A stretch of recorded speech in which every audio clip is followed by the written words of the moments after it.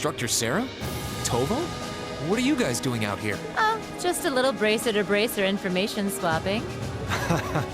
That's about the long and short of it. Been a while since I saw you guys, though. Not since last month in Legram. Yeah, always nice to see a friendly face, though. Well, despite keeping in touch with him and setting up his arrangements, it came as a surprise to me to see him on board, too. Clearly, it was meant to be. Honestly, I was only brought on because of my connection with Viscount Arcee. This airship really is in a class all its own, though. It's not every day you see a ship owned by the Imperial family and captained by the Radiant Blade Master. This cruiser has the potential to be an important force in Erebonia going forward. Without ties to the Imperial or Provincial armies, it can potentially keep both of them in check if need be. It might not be able to do that quite as well as a strong guild presence could, but it'll still help protect a lot of people. That's true. It still frustrates me how the guild used to be an institution here. And now we're just barely keeping the lights on. At least the Crossbell branch sends its people over to help us out when we need a hand. Wenzel's one thing, but we owe McLean so many favors, I've lost count. McLean?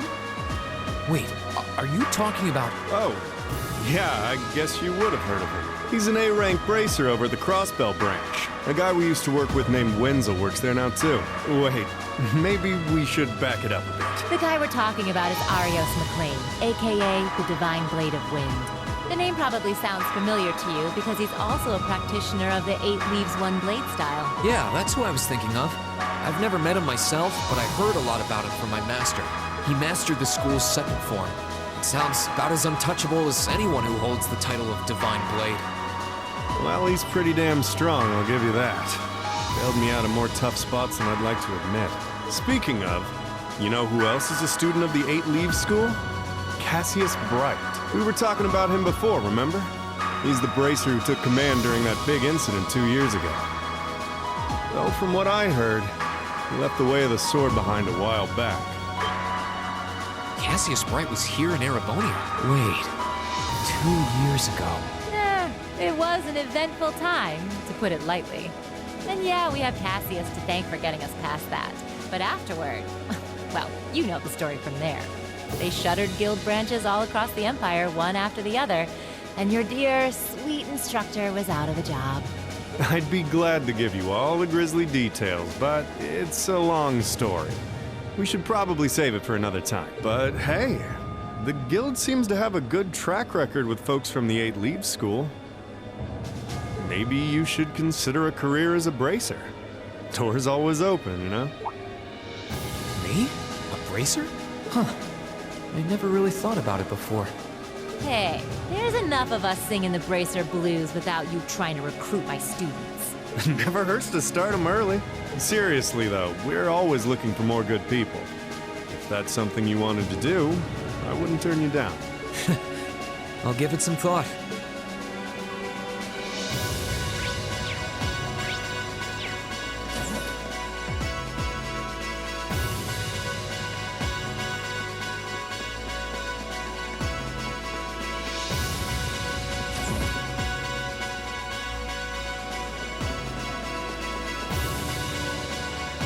At long last, the Courageous is finally taken to the skies of Erebonia. I feel like a mother hen watching her chicks leave the nest. I'll take your word for it. This may sound a bit forward of me to say, but it sounds like you had some hurdles getting this project together. It was no easy ride, I'll say that. I doubt it would have come together without the Prince's unwavering dedication and tireless work. He had to find the time to raise funds and oversee the entire project, in addition to all his official duties. And to add to that, he had to take care of all the arrangements necessary to get Viscount Arcee installed as its captain. I can't even imagine how busy your schedule must have been.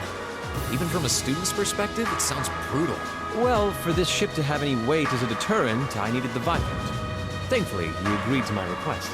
My plan is to create a neutral third power capable of acting independently of our nation's 2 competing factions.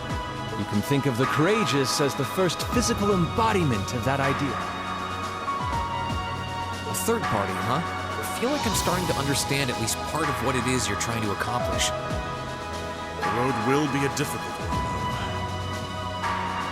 True, but this is only the beginning.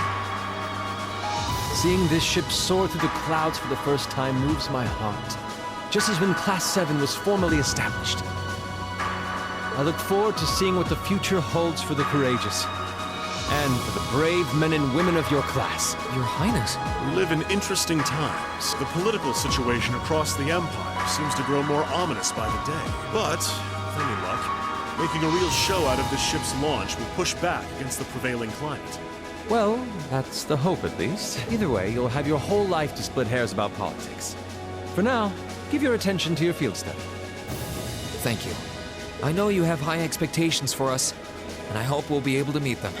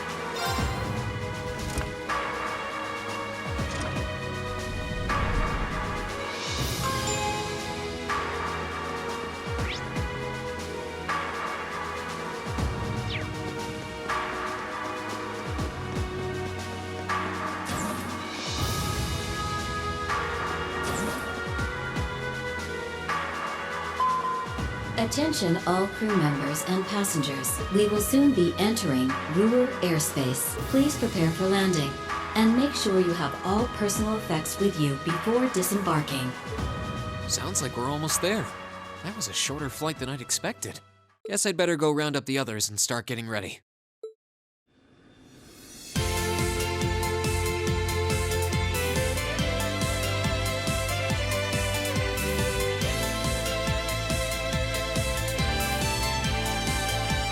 Ruhr Airport's granted us permission to land. Commence landing preparations. And keep the engine warm. We'll be taking off again right after our guests have disembarked. Aye, aye, Captain. Preparing the Courageous to land.